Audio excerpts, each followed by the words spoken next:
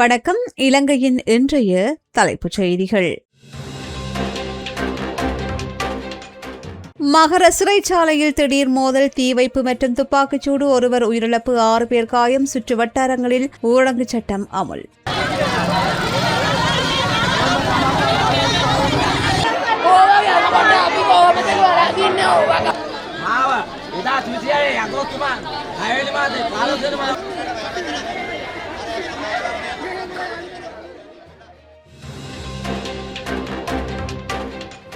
ரத்மலானையில் நடுரோட்டில் பாய்ந்த தோட்டாக்கள், முச்சக்கர வண்டி பயணி பலி, தப்பியோடிய மர்ம நபர்கள், வெளியான சிசிடிவி காட்சிகள்.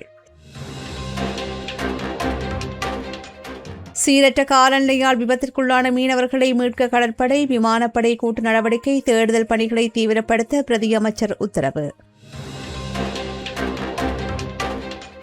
புத்தளத்தில் வீசிய பலத்த காற்றினால் கடல் சீற்றம், மின்சாரம் துண்டிப்பு, 8 மாகாணங்களுக்கு ஆரஞ்சு எச்சரிக்கை விடுத்தது வானிலை மையம்.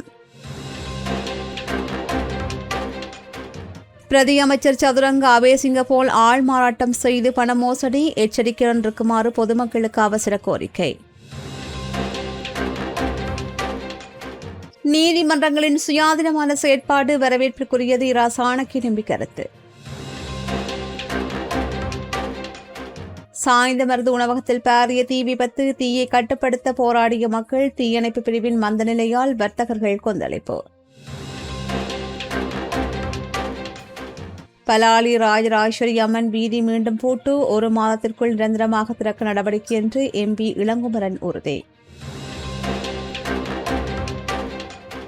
அம்பாறையில் போலீசார் அதிரடி போக்குவரத்து சோதனை, 187 வழக்குகள் பதிவு, 28 மோட்டார் சைக்கிள்கள் பறிமுதல். யாழ்ப்பாணத்தில் அதிர்ச்சி, 18 வயதுடைய இரட்டை சகோதரிகள் தீக்குளிப்பு, தீவிர சிகிச்சை பிரிவில் அனுமதி. மகர சிறைச்சாலையில் கைதிகளுக்கிடையே ஏற்பட்ட திடீர் மோதல், தப்பிச் செல்லும் முயற்சி மற்றும் தீ வைப்பு சம்பவங்களை தொடர்ந்து அங்கு பெரும் பதற்றமான சூழல் நிலை வருகின்றது. இந்த வன்முறை சம்பவங்களில் கைதி ஒருவர் உயிரிழந்துள்ளதுடன் மேலும் பலர் காயமடைந்துள்ளனர். நேற்று பிற்பகல் கைதிகளை பார்ப்பதற்காக அவர்களது உறவினர்கள் மகர சிறைச்சாலைக்கு வந்திருந்த சமயத்தில் கைதிகளின் இருவேறு குழுக்களுக்கிடையே திடீரென்று மோதல் வெடித்தது. உறவினர்கள் உள்ளே செல்ல அனுமதிக்கப்படாததால் சிறை வாயிலில் பதற்றம் நிலவியது. இதனிடையே கைதிகள் சிலர் வன்முறையில் ஈடுபட்டு சிறைச்சாலையின் பிரதான சிறை அதிகாரியின் அலுவலகம் மற்றும் ஒழுக்காற்று பிரிவு ஆகிய பகுதிகளுக்கு தீ வைத்தனர். மேலும் வளாகத்திற்குள் கட்டப்பட்டு வந்த தற்காலிக கட்டிடத்தை சேதப்படுத்தியதுடன் சுமார் 15 அடி உயரமான தகர தடுப்பை உடைத்துக் கொண்டு தப்பிச் செல்லவும் முயன்றனர். கைதிகள் கற்களை வீசி தாக்குதல் நடத்தியதுடன் தப்பிச் செல்ல முயன்றதால் நிலைமை கட்டுக்குள் கொண்டுவர சிறைத்துறை அதிகாரிகள் துப்பாக்கிச்சூடு நடத்தினர். சிறைக்குள் இருந்து தொடர்ச்சியாக துப்பாக்கிச்சூடு சத்தங்களும் வெடிப்புச் சத்தங்களும் கேட்டதாக வெளியே காத்திருந்த உறவினர்கள் கவலையுடன் தெரிவித்தனர். பதற்றத்தை தணிக்க கூடுதல் சிறைத்துறை அதிகாரிகளுடன் போலீசார், போலீஸ் விசேட அதிரடிப்படையினர், ராணுவம் மற்றும் கடற்படை வீரர்கள் சம்பவ இடத்திற்கு உடனடியாக அனுப்பி வைக்கப்பட்டு பாதுகாப்பு பலப்படுத்தப்பட்டது. துப்பாக்கிச்சூடு மற்றும் மோதல்களில் காயமடைந்த கைதிகள் உடனடியாக ராகம் மருத்துவமனையில் அனுமதிக்கப்பட்டனர். அங்கு சிகிச்சை பலனின்றி ஒருவர் உயிரிழந்தார்.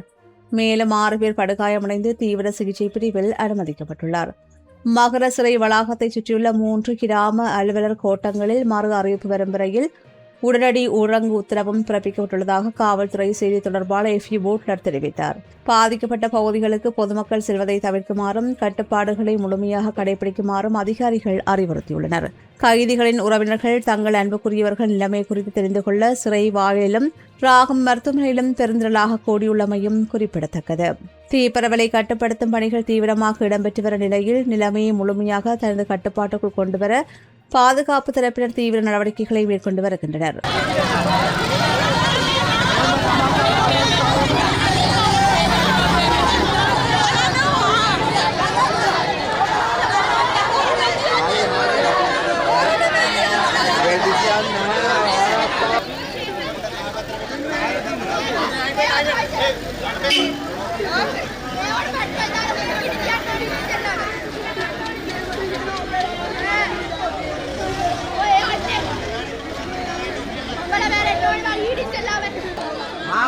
ඉදා තුසියයි අගෝස්තුමා 6 වෙනි මාසේ 15 වෙනි මාසේ නිදොස් කුටි නිදාස් කළා. ඒත් ආයේ මම නිදොස් කුටි කියලා නඩු කාරණාන්ට කතා කළා.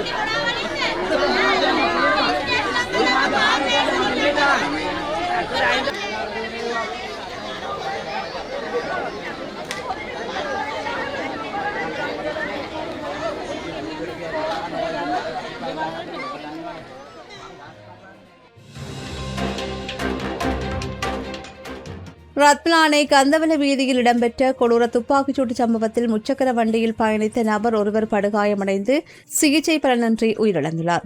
இந்த சம்பவம் அந்த பகுதியில் பெரும் பரபரப்பையும் அதிர்ச்சியையும் ஏற்படுத்தியுள்ளது. ரத்லானை கந்தவல வீதி வழியே முச்சக்கர வண்டியொன்றில் பயணித்துக் கொண்டிருந்த நபரை இலக்கு வைத்து மோட்டார் சைக்கிளில் வந்த இரு மர்ம நபர்கள் திடீரென்று துப்பாக்கி பிரயோகம் மேற்கொண்டுவிட்டு தப்பி சென்றனர். துப்பாக்கிச் சூட்டில் பலத்த காயமடைந்த அவர் உடனடியாக மீட்கப்பட்டு கழுவோவில போதனா வைத்தியசாலையில் தீவிர சிகிச்சைக்காக அனுமதிக்கப்பட்டார். எனினும் அங்கு சிகிச்சை பலனின்றி அவர் உயிரிழந்துள்ளதாக காவல்துறையினர் தெரிவித்தனர்.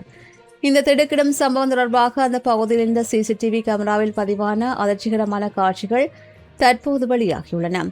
அதில் மோட்டார் சைக்கிளில் வந்த இருவர் மிக அருகில் வந்து துப்பாக்கிச் சூட்டை நடத்திவிட்டு மின்னல் வேகத்தில் தப்பிச் செல்லும் காட்சிகள் பதிவாகியுள்ளன. இந்த சம்பவம் குறித்து உடனடியாக வழக்கு பதிவு செய்துள்ள காவல்துறையினர் தப்பிச் சென்ற சந்தேக நபர்களை அடையாளம் காணவும் அவர்களை கைது செய்யவும் தீவிர விசாரணைகளையும் தேடுதல் வேட்டையையும் ஆரம்பித்துள்ளனர். பாரிஸ் வாழ் மக்களே, உங்களின் பேராதரவை பெற்ற கல்யாணி மற்றும் அன்னபூரணி தயாரிப்புகள் இப்போது இரு கிளைகளிலும். பிடி கேஷன் கரி லாச்சப்பல், பிடி சூப்பர் ஸ்டோர் ஹார்லி கோனஸ். நாட்டை சூழவுள்ள கடற்பரப்பில் நிலவுகின்ற கொந்தளிப்பான காலநிலை காரணமாக விபத்திற்குள்ளான மற்றும் காணாமல் போன மீனவர்களை மீட்கின்ற பொருட்டு இலங்கை கடற்படை மற்றும் விமானப்படை இணைந்து பாரிய கூட்டு தேடுதல் நடவடிக்கைகளை ஆரம்பித்துள்ளதாக கடற்தொழில் நீரியல் மற்றும் கடல் வளங்கள் அமைச்சு அறிவித்துள்ளது. நேற்றிரவு கடலுக்கு செல்ல தடை விதிக்கப்படுவதற்கு முன்னர் மீன்பிடிக்க சென்ற சில படகுகளை இவ்வாறு விபத்திற்குள்ளாகியுள்ளதாக கடற்தொழில் மற்றும் நீரில் வள திணைக்களத்தின் பணிப்பாளர் நாயகம் சுஷாந்த ககவத் தெரிவித்தார். சிலாபம் OFRPA 8108 CHW என்ற படகில் சென்ற இரு மீனவர்கள் இதுவரையில் காணாமல் போயுள்ளார்கள். நீர்கொழும்பிலிருந்து சென்ற இரு படகுகள் விபத்திற்குள்ளாகியுள்ளன. அதில் OFRPA 5277 NBO என்ற படகு கட்பாறையில் மோதி முழுமையாக சேதமடைந்தது. இதில் பயணித்த கடுபிடிக்கு பிரசாத் மெக்மில்லன் பெர்னாண்டோ என்ற மீனவர் உயிரிழந்த நிலையில் அவரது உடல் கரை ஒதுங்கியுள்ளது. அந்த படகில் இருந்த மற்றொரு மீனவரை தேடும் பணி தீவிரமாக இடம்பெற்று வருகின்றது. நீர்கொழும்பிலிருந்து விபத்திற்குள்ளான மற்றொரு படகிலிருந்த இரு மீனவர்கள் வேறொரு படகின் உதவியுடன் பாதுகாப்பாக மீட்கப்பட்டனர்.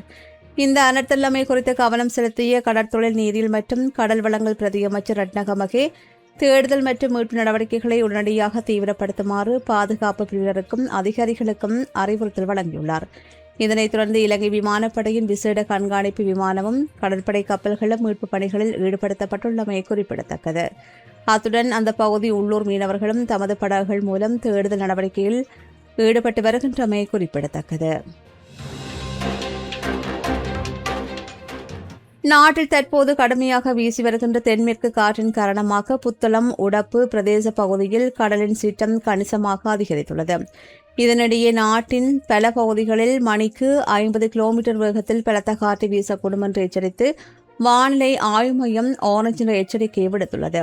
உடப்பு பகுதியில் கடல் அலைகள் வழக்கத்தை விட உயர்ந்து காணப்படுவதோடு பலத்த காற்றினால் கடற்கரையோர மணல் ஊருக்குள் வீசப்பட்டு வருகின்றது. நேற்றிரவு முதல் தொடர்ச்சியாக வீசி வருகின்ற பலத்த காற்றின் காரணமாக அந்த பகுதியில் மின்சார விநியோகம் முற்றாக துண்டிக்கப்பட்டுள்ளது. கடல் சீற்றம் காரணமாக மீனவர்கள் எவரும் தொழிலுக்கு செல்லாமல் படகுகளை கரையில் பாதுகாப்பாக நிறுத்தி வைத்துள்ளார்கள்.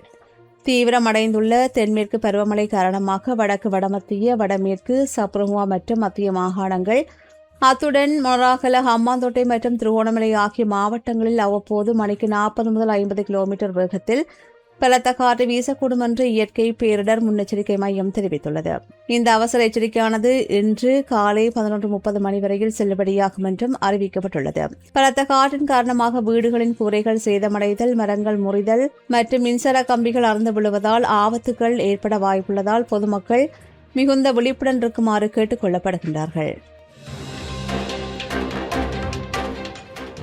கைத்தொழில் மற்றும் தொழில் முனைவோர் அபிவிருத்தி பிரதியமைச்சர் சதுரங்க அபேசிங்கவின் பெயரை பயன்படுத்தி மோசடி நடவடிக்கைகளில் ஈடுபட்டு வந்த நபர்கள் குறித்து பொதுமக்கள் மிகுந்த எச்சரிக்கையுடன் இருக்குமாறு அவரது அலுவலகம் அவசர எச்சரிக்கையை விடுத்துள்ளது.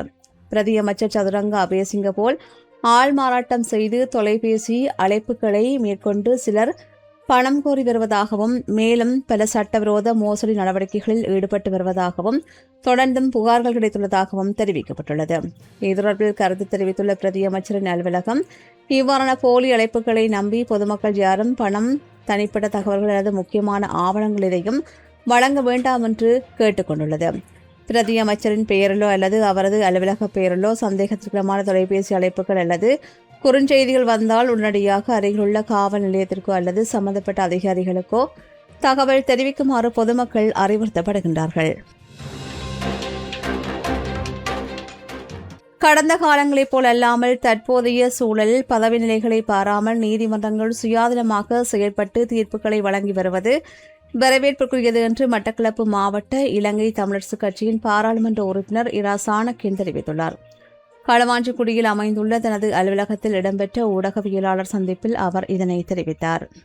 உங்களுக்கு தெரியும், நீதிமன்றத்திலே வழங்கப்படுற ஒரு தீர்ப்பு சம்பந்தமாக நாங்கள் விமர்சனங்கள் சொல்ல முடியாது. ஆனால் இந்த ஈஸ்டர் குண்டுவெடிப்பு சம்பந்தமாக இன்னும் பலர், அதாவது சரி, அந்த நேரத்திலே பாதுகாப்பு அமைச்சராக இருந்த மைத்ரிபால சிறிசேன இன்றும் ஒரு கோமாளியை போல் அங்கிங்கே சுற்றி திரிகிறார்.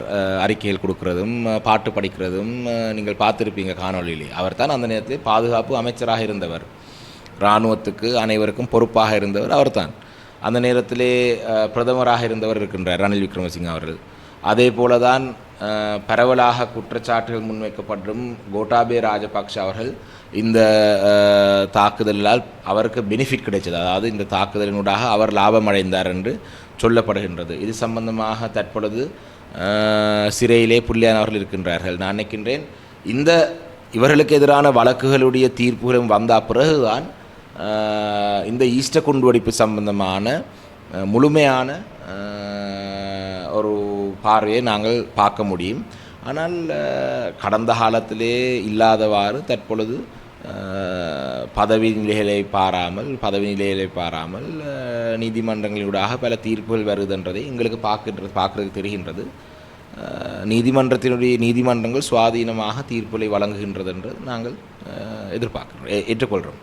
Blue Ocean Group of Companies இலங்கையின் வளர்ச்சியோடு உங்கள் வாழ்க்கையையும் உயர்த்துகிறோம். சாய்ந்தமருது கடற்கரை வீதியில் அமைந்துள்ள பிரபல பில் உணவகத்தில் இன்று திடீரென்று பாரிய தீ விபத்து ஏற்பட்டுள்ளது. இந்த சம்பவம் அந்த பகுதியில் பெரும் பரபரப்பையும் அதிர்ச்சியையும் ஏற்படுத்தியுள்ளது.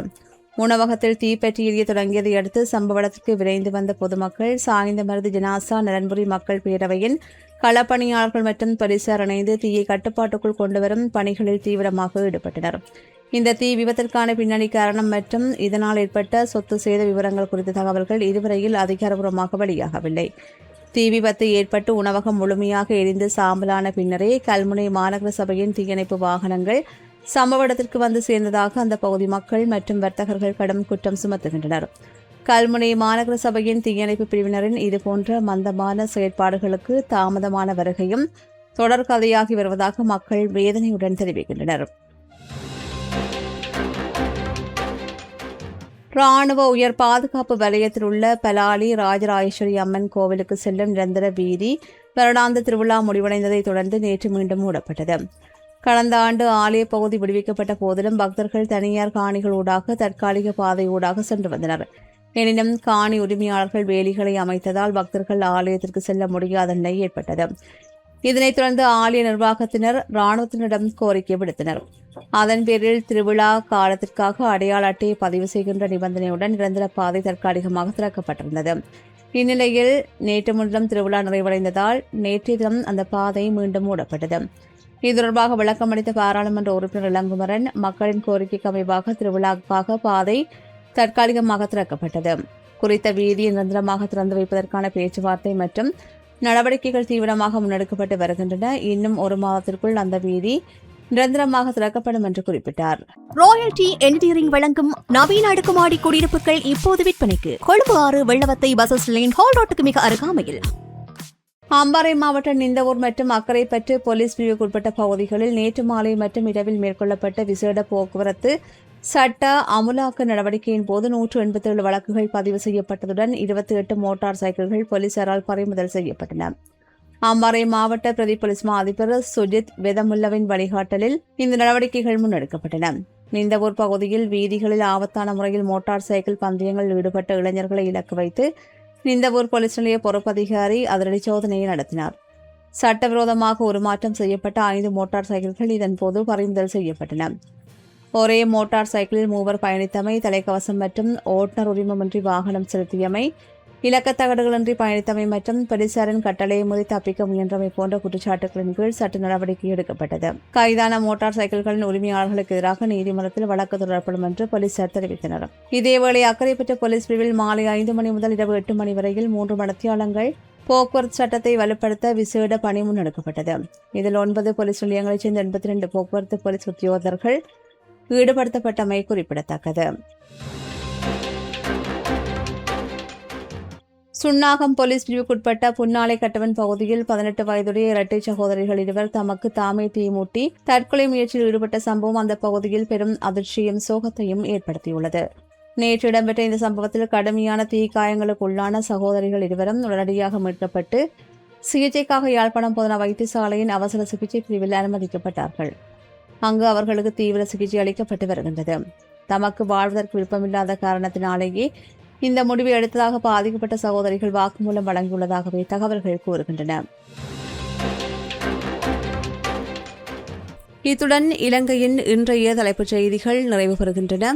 தொடர்ந்தும் செய்திகளை உடனுக்குடன் அறிந்து கொள்ள சமூகம் மீடியா.com எனும் எமது இணையதளத்துடன் இணைந்திருங்கள். எமது RIP பேச்சுக்கு கிடைத்த மரண அறிவித்தல்கள். யாழ்ப்பாணம் பலாலி வடக்கு வசாவிளானை புறப்படமாகவும் கச்சாய் வீதியை வதிவிடமாகவும் கொண்டிருந்த திரு கந்தசாமி மகாராசா அவர்கள் 1/8/2026 சனிக்கிழமை அன்று இயற்கை எய்தினார். யாழ்ப்பாணம் கல்வியம்காட்டை படமாகவும் வதிவிடமாகவும் கொண்டிருந்த திரு சதானந்தன் மயூரன் அவர்கள் 30/7/2026 வியாழக்கிழமை அன்று இறைவனடி சேர்ந்தார். யாழ்ப்பாணம் அரியாலையை புறப்படமாகவும் லண்டனை வதிவிடமாகவும் கொண்டிருந்த திரு காசிப்பிள்ளை லோகேந்திரன் அவர்கள் 28/7/2026 செவ்வாய்க்கிழமை அன்று இறைப்பதமடைந்தார்.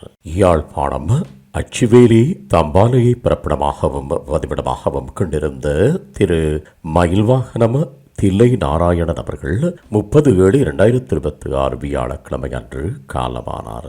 மேலே அறிவிக்கப்பட்ட அனைத்து மரண அறிவித்தல் இறுதிக்கிரியை பற்றிய தகவல்களை அறிந்து கொள்ள RIP.பேஜை பார்வையிடுங்கள். இதற்கான லிங்க் கீழிருக்கும் டிஸ்கிரிப்ஷனில் பார்வையிடலாம். இது போன்ற செய்திகளை தெரிந்து கொள்ள சமூகம் நியூஸ் சேனலை சப்ஸ்கிரைப் செய்து அருகில் உள்ள பெல் பட்டனை கிளிக் செய்யுங்கள். மேலும் இது போன்ற செய்திகளை உடனுக்குடன் தெரிந்து கொள்ள சமூகமீடியா.com என்ற இணையதளத்தின் வாயிலாகவும் எங்களுடன் இணைந்திருங்கள்.